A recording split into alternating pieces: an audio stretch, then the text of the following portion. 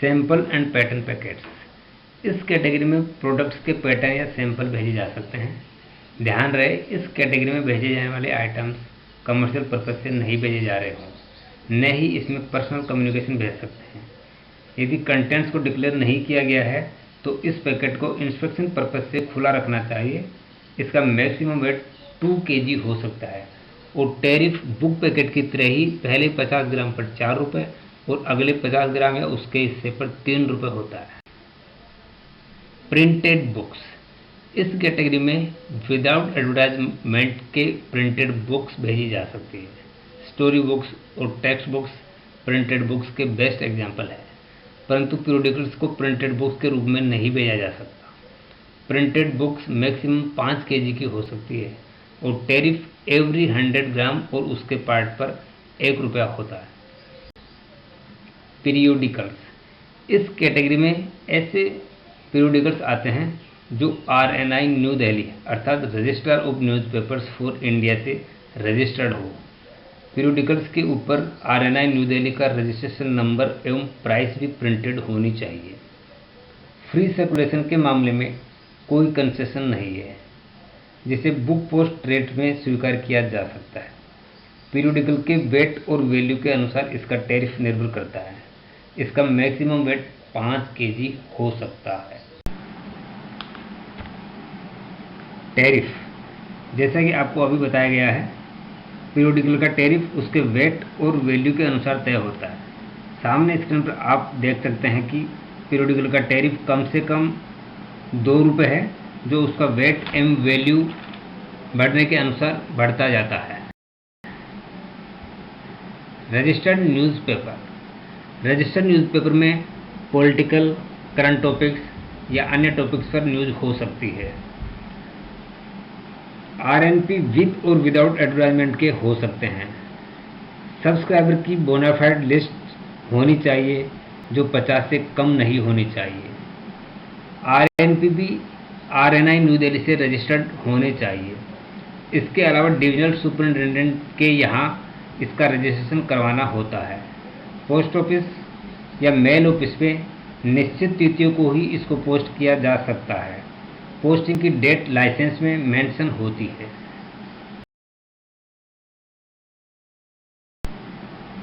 RNP का licence 3 वर्ष तक मान्य होता है तथा तीसरे वर्ष के 30 सितंबर से पहले इसे रिन्यू करवाना होता है।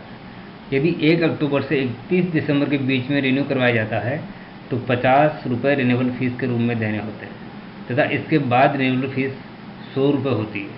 RNP एक निश्चित इंटरवल पर पब्लिश होने चाहिए, परंतु यह इंटरवल 31 दिन से ज़्यादा का नहीं होना चाहिए, अर्थात डेली, वीकली, फोर्टनाइटली या मंथली हो सकता है।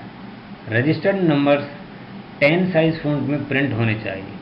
RNP पर प्रिंटर, पब्लिशर, एडिटर एवं कॉस्ट भी प्रिंटेड होनी चाहिए।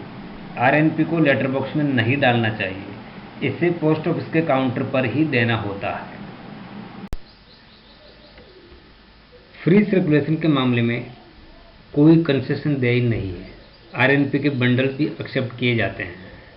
ये बंडल सिर्फ एजेंट्स के मामले में ही स्वीकार किए जाएंगे तथा पोस्ट ऑफिस के काउंटर पर देने होते हैं तथा डिलीवरी भी पोस्ट ऑफिस के काउंटर पर ही की जाएगी। बंडल में सभी RNP सेम इश्यू एवं सेम डेट के होने चाहिए। सामने स्क्रीन पर आप RNP की इमेज देख सकते हैं। RNI एवं पोस्टल रजिस्ट्रेशन नंबर के अलावा पोस्टिंग की डेट एवं पोस्ट ऑफिस का नाम भी दिखाई दे रहा है। Licence to post without prepayment. यदि RNP की संख्या 500 से ज़्यादा हो तो RO या CO से प्री पेमेंट बिना पोस्ट करने का लाइसेंस प्राप्त किया जा सकता है। WPP licence number address slip या RNP के रेपर पर प्रिंट होना चाहिए। WPP लाइसेंस के मामले में सिक्योरिटी डिपॉजिट करवाना होता है। WPP लाइसेंस का बेनिफिट यह है कि कस्टमर को डाक टिकट नहीं लगाना पड़ेगा, जिससे टाइम और एनर्जी सेव होगी।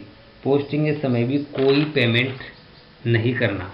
इस फैसिलिटी में RNP का अकाउंटिंग महीने की 16 एवं पहली तारीख को एडजस्ट किया जाता है।